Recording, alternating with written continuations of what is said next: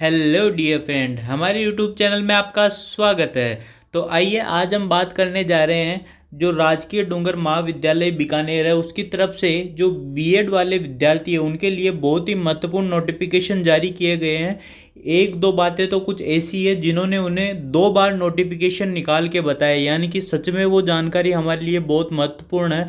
तो आइए हम सारे नोटिफिकेशन के जितने भी पॉइंट हैं उनको एक एक करके समझते हैं और बताते हैं कि कौन से बिंदु हमारे लिए बहुत ही महत्वपूर्ण है। तो इसका पहला पॉइंट है पीटीटी 2021 बीएड 2 वर्षीय परीक्षा का परिणाम दिनांक 28/9/2021 को अधिकृत जो वेबसाइट है पर जारी कर दिया गया है। परीक्षा की अंक तालिका में अभ्यर्थी की श्रेणी इत्यादि का अंकन किया गया है। जांच ले कि उसमें डाटा सही है या नहीं। यदि सही नहीं है तो काउंसलिंग प्रक्रिया प्रारंभ होने से पूर्व ऑनलाइन विधि से अपना डाटा सही करवा ले। काउंसलिंग प्रक्रिया प्रारंभ होने के बाद अभ्यर्थी को डाटा किसी भी प्रकार से संशोधन नहीं किया जाएगा। यानी कि आपकी अगर उसमें कोई प्रॉब्लम, आपके नाम में, आपके मदर्स नेम में, डेट ऑफ बर्थ में कोई भी प्रॉब्लम है तो वहाँ पे जो एक ऑप्शन है करेक्शन का, उसके द्वारा आप करेक्शन कर सकते हैं। जो कि अभी तक ऑन है, वो कभी भी बंद किया जा सकता है, इसलिए जितना जल्दी हो सके आप सही करवा सकते हो उसको। दूसरा जो पॉइंट कि अभ्यर्थियों के पाठ्यक्रम में अपने प्रवेश के अवसर को अधिक सुरक्षित करने के लिए महाविद्यालय चयन हेतु दिए जाने वाले विकल्प में अधिकतम विकल्प दे। अभ्यर्थी सभी उपलब्ध महाविद्यालयों के विकल्प के रूप में चयन कर सकता है। महाविद्यालय विकल्प देने की कोई सीमा नहीं है। अर्थात इसको अगर मैं आपको समझाने का प्रयास करूं तो जितने ज़्यादा आप कॉलेज सेलेक्ट कर सकते हो उतने ज़्यादा आपको कॉलेज सेलेक्ट करना है। ठीक है। और कॉलेज सेलेक्ट करने में भी आपको एक विशेष बात का ध्यान रखना है। उसके लिए जो इस महाविद्यालय से दूसरा नोटिफिकेशन जारी किया गया, हम उसमें आपको बताएंगे, जो कि बहुत ही महत्वपूर्ण बात कही है कि कॉलेज जो सेलेक्ट करना है उस समय आपको क्या बात ध्यान रखनी है। तो यहाँ पे अपन को पता लगता है कि ज़्यादा से ज़्यादा जितना हो सके उतना प्रयास करना है। यहाँ पे वो डेट दे रखी है कि कब से कब डेट करना है। यहाँ पे थोड़ा सा करेक्शन हुआ उसके बाद जो यहाँ पे महाविद्यालय चयन का जो यानी कि कॉलेज फिलिंग की जो डेट थी वो 21 से नहीं होकर अब 25 से हो गई है। यानी कि 25 तक आपको रजिस्ट्रेशन कराना है और 25 के बाद आप कॉलेज चयन है वो कर सकते हो रजिस्ट्रेशन के बाद। और प्रक्रिया हमने पिछले वीडियो में आपको डिटेल से बता दी थी। उस पिछले वीडियो में करेक्शन ध्यान देना बता दिया है मैंने कि ये जो 21 तारीख है यहाँ महाविद्यालय चयन हो तो ऑनलाइन विकल्प, इसको 25 कर दिया गया आप करेक्शन के द्वारा। ठीक है। अर्थात 25 तारीख बाद आप कॉलेज सेलेक्ट कर सकते हो। तो आइए तीसरे पॉइंट पे चलते हैं। ऑनलाइन काउंसलिंग प्रक्रिया के प्रथम चरण में अभ्यर्थी को ई मित्र ऑनलाइन माध्यम से काउंसलिंग आईडी इत्यादि का उपयोग करते हुए 5,000 रुपये रजिस्ट्रेशन शुल्क जमा करवाना होगा। यानी कि आप जब भी काउंसलिंग प्रक्रिया का जो रजिस्ट्रेशन स्टार्ट हो चुका है आपका, तो उस समय आपको 5,000 करवाने होंगे। आपने करवा भी दिए होंगे बहुत से लोगों ने। तो वो रजिस्ट्रेशन होगा और आपकी जो काउंसलिंग आईडी है वो रिजल्ट में नीचे नीचे लिखा हुआ वो आपकी काउंसलिंग आईडी है। और उसके साथ आपको ये जो आगे वाला है यानी कि आपका जो general, SC ST OBC MBC EWS इनका जो सर्टिफिकेट है, यानी कि एक तरह से अपन बोले तो अपना जातीय सर्टिफिकेट जो है कि अपन कौन सी कैटेगरी है, कैटेगरी सर्टिफिकेट जिसे बोलते हैं। ठीक है। या फिर आपका डिवोर्स, PS, डिफेंस, इन सब का जो भी सर्टिफिकेट है उनका मूल दस्तावेज आपको कर लेना है। क्योंकि जब भी आपका नंबर आ जाएगा और आपको जो ऑनलाइन वेरिफिकेशन करवाना पड़ेगा उनमें उन डॉक्यूमेंट को अपलोड करवाना पड़ेगा। तो उन जो डॉक्यूमेंट्स है वो आप बनवा लीजिए यदि आपका नहीं बना हुआ है।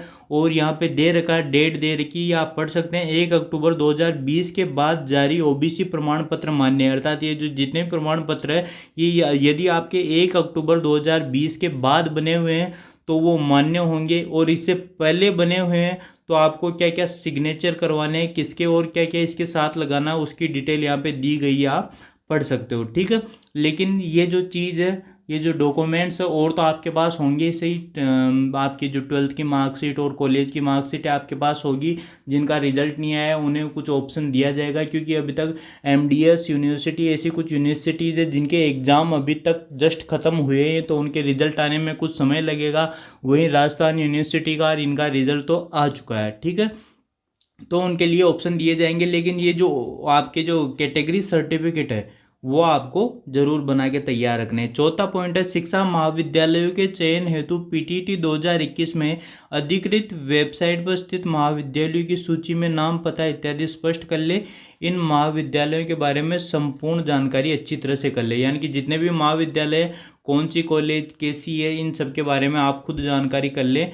और तदुपरांत ही काउंसलिंग हेतु अधिक से अधिक कॉलेजों का चयन कर ही लॉक करना उचित होगा, और राजस्थान का चयन में अति सावधानी से करें, कॉलेज चॉइस करने में जल्दबाजी ना करें। और राजस्थान में ये है कि जैसे कि आप जयपुर के विद्यार्थी हो और आपको मान लो कि काउंसलिंग में अगर आप और राजस्थान सेलेक्ट करते हो और आपके अच्छे नंबर है, अच्छे से थोड़े से कम है, तो फर्स्ट काउंसलिंग में आपको जैसे कि जैसलमेर दे दिया और आपको उससे समस्या हो सकती है। खैर उसका इलाज है, आप अपवर्ड मूवमेंट के तहत वापस करवा सकते हो, लेकिन फिर भी इन्होंने कहा कि सावधानी रखते हुए अगर आपके अच्छे नंबर है तो राजस्थान ना करें, उसकी बजाय आप ज़्यादा से ज़्यादा कॉलेज सेलेक्ट कर सकते हैं, जितनी आपकी इच्छा हो, 100 200 300 जितने ज़्यादा आप कॉलेज सेलेक्ट करने चाहो उतने आप कर सकते हो। पांचवा पॉइंट है, अभ्यर्थी को महाविद्यालय आवंटित नहीं होने पर, और ये समस्या बहुत से बच्चों को होती है कि यदि मान लो मुझे कॉलेज नहीं मिला, मैंने काउंसलिंग के 5,000 जमा करवा दिए, तो उनके लिए कॉलेज ने साफ किया है कि आपके 200 रुपये काट कर 4,800 रुपये रिफंड कर दिए जाएंगे। किंतु यदि आपका नंबर आ जाता है और आप फिर रिपोर्टिंग नहीं करवाते हो, 200 रुपये कब काटे जाएंगे? यदि आपका नंबर ही नहीं आता है काउंसलिंग में। यदि आपका नंबर आ जाता तो भी अगर आप नहीं करवाना चाहते काउंसलिंग, तो मात्र 600 रुपये काट के 4,400 रुपये आपको रिफंड कर दिए जाएंगे। वो आपके बैंक खाते में डाले जाएंगे, जो कि काउंसलिंग के समय आपसे भरवाया जाएगा। तो बैंक डिटेल वहीं करे जो आपका करंट खाता है, चालू खाता है, उसी के अंदर करे, ठीक है। तो वो भरते समय थोड़े से ध्यान रखिए आप, ठीक है। छठा पॉइंट है, काउंसलिंग के उपरांत अभ्यर्थी महाविद्यालय आवंटन की सूचना उसके पंजीकृत मोबाइल नंबर पर मिल जाएगी। अर्थात जो आपके मोबाइल नंबर है, आपका अगर नंबर आ जाता है तो उस पर आपको जो है मैसेज आ जाएगा, ठीक है।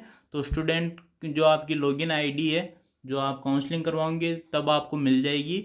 उसके पश्चात 22,000 रुपये ऑनलाइन या ई मित्र बैंक चालान के माध्यम से जो है आपको जमा करवानी पड़ेगी। यानी कि 5,000 पहले जमा करवा दिए और 22,000 यदि आपका नंबर आ जाता है तो उसके बाद करवाने पड़ेंगे। और शुल्क जमा होने के पश्चात महाविद्यालय द्वारा वेरीफाई करने के बाद अभ्यर्थी का प्रवेश कंफर्म होगा, ठीक है। आपके जो डॉक्यूमेंट है वो वेरिफिकेशन करवाने पड़ेंगे आपको। उस कॉलेज में जाके, जिस कॉलेज में आपका नंबर आया उस कॉलेज में जाके आपको जो आपके जो मूल डॉक्यूमेंट्स, ओरिजिनल डॉक्यूमेंट्स, वो आपको वेरीफाई करवाने पड़ेंगे, ठीक है। आपका जो डॉक्यूमेंट वेरिफिकेशन है वो वहीं पे होगा और फीस भी वहीं जमा होगी। वो फिर जो आपके राजकीय डूंगर महाविद्यालय वो अपने आप कर देगा। यदि आप अपवर्ड मूवमेंट करवाते हो, ये उनकी हेडेक है, वो आपकी हेडेक नहीं है, ठीक है। लेकिन पहली बार आपका जहाँ नंबर आता है वहाँ आपको डॉक्यूमेंट वेरिफिकेशन और 22,000 रुपये जमा करवाने ज़रूरी है, ठीक है। यानी कि अभ्यर्थी को एक तरह से 5,000 आपके रजिस्ट्रेशन के समय और 22,000 रुपये, यानी कि टोटल 27,000 रुपये शुल्क जमा करवाने। ऑनलाइन रिपोर्टिंग महाविद्यालय द्वारा वेरिफिकेशन हो जाने के बाद किसी भी प्रकार से शुल्क रिफंड नहीं होगा। यदि आप जमा करवा देते हो और जो डॉक्यूमेंट वेरिफिकेशन के समय आपको 22,000 रुपये करवा देते हो आप, उसके बाद आपके पैसे रिफंड नहीं होंगे। पैसे रिफंड तब तक होंगे यदि आपका नंबर नहीं आता और आप रिपोर्टिंग नहीं करवाते हो, तो आपके 5,000 रिफंड हो सकते हैं। अगर आप 22,000 जमा करवा देते हो उसके बाद रिफंड नहीं होंगे, ठीक है। अपवर्ड मूवमेंट में अपवर्ड नहीं होने पर पूर्व आवंटित महाविद्यालय में प्रवेश माना जाएगा, ठीक है। जैसे कि मैंने आपको एग्जांपल दिया था कि जैसलमेर कॉलेज में आपका नंबर आ गया, वहाँ से आपने जयपुर के लिए करवाया, लेकिन जयपुर की कॉलेज जो आपने भरी थी उसमें सीट खाली नहीं होने के कारण आपका नंबर नहीं आया, तो आपको जैसलमेर की कॉलेज में ही आपका जो नंबर है वो वही माना जाएगा, आपका प्रवेश वही माना जाएगा। तब आपका कोई भी शुल्क जो है रिफंड नहीं होगा। ठीक है।